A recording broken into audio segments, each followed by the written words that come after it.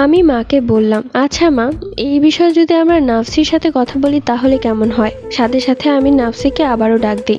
নাফসি আমার সামনে এসে হাজির হলো। এরপর তাকে বিয়ের কথা বললে সে বলল, ইসলামে বৈধ বিয়ের জন্য কয়েকটি শর্ত লাগে, যেমন পাত্র পাত্রে দুজনের সম্মতি, অভিভাবক ওলি, সাক্ষী মোহর।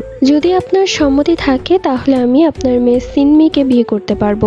আমি আর সিনমি বিবাহ বন্ধনে একবার আবদ্ধ হওয়ার পর আল্লাহ ছাড়া আমাদেরকে আর কেউ আলাদা করতে পারবে না। সিনমির অন্য কোথাও বিয়ে হবে না। আমি শুধু আপনাকে এবং সিনমিকে দেখা দিব। সিনমি সবসময় আপনার কাছেই থাকবে, আমি সবসময় ওর সাথে থাকবো। এই শর্তগুলো মানতে পারলেই আমি ওকে বিয়ে করতে পারবো, নয়তো আমি কাউকে জোর করে বিয়ে করতে পারবো না। আমার মায়ের মুখে তখন খুশির ঝলক দেখলাম, কেননা আমার মাও চায় আমি তার কাছেই থাকি। আমার মা বললেন বিষয়টা বাবাকে জানানো উচিত, কেননা আমি আমার বাবার একমাত্র মেয়ে। রাতে বাবা আর মা মিলে কথা বলছে, আমিও সেখানে গিয়ে উপস্থিত হলাম। এরই মধ্যে মা বাবাকে সবকিছু বুঝিয়ে বলেছে। সব শুনে বাবা বারবার বলছে আমার মায়ের নাকি মাথা গেছে। এক পর্যায়ে আমি গিয়েও শুরু করলাম। এইবার তো বাবা মনে করছে আমরা দুজনই পাগল হয়ে গেছি। এক পর্যায়ে বাবার সামনে নাফসিকে হাজির করতে বাধ্য হলাম। এরপর বাবা পুরো বিষয়টা বুঝতে পারলেন। অবশেষে বাবা রাজি হলেন। কি আর করার, একমাত্র মেয়ে বলে কথা। এরপর শরীয়ত মোতাবেক আমার আর নাফসির বিয়ে হলো। বিয়ের পর বাসর ঘরে বসে আছি, আমার রুমে।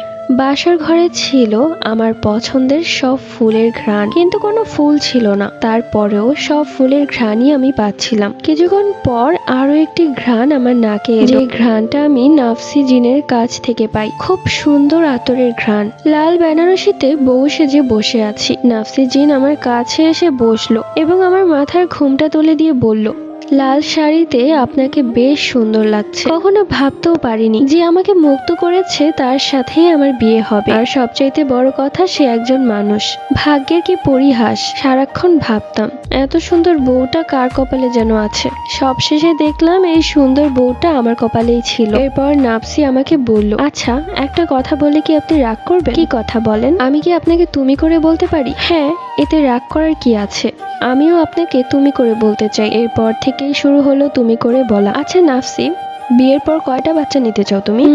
আমার তো ইচ্ছে আছে ফুটবল টিম করব। আমি কিছুক্ষণ হা করে তাকিয়ে রইলাম। এরপর হেসে বললাম, আচ্ছা নাফসি, তুমি কখনো আমাকে ছেড়ে যাবে না তো? তখন নাফসি আমার হাত শক্ত করে ধরে বলল, কখনো যাব না। আমি আজকে তোমাকে ওয়াদা করছি, সবসময় তোমার বিপদে পাশে থাকবো। আমি আমার মৃত্যুর আগ পর্যন্ত তোমাকে জীবন দিয়ে রক্ষা করব।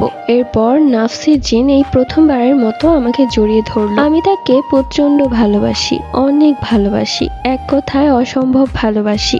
এবং এই সুন্দর নাফসি গল্পটি এখানেই শেষ। তো তোমাদের কাছে কেমন লেগেছে কমেন্ট করে জানিও।